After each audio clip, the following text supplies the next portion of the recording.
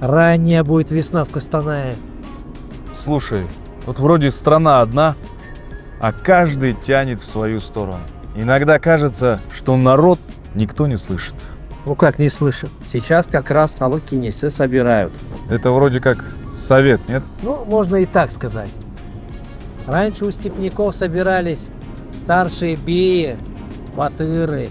Вот они и решали, что для народа будет хорошо. Сейчас хотят похожий принцип вернуть. Только такой вот в современном виде. А? Советы. У нас же уже были. И что? Разница в чем? Халыкинести будут собирать не только чиновников, а людей разных сфер, общественные организации, этносы, регионы, чтобы проблемы не только в кабинетах обсуждать. О как!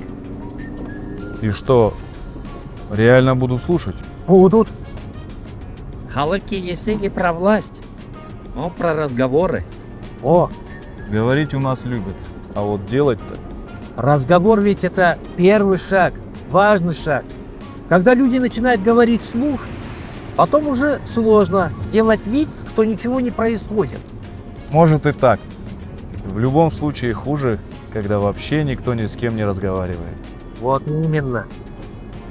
Степь ведь она большая, а дорога одна.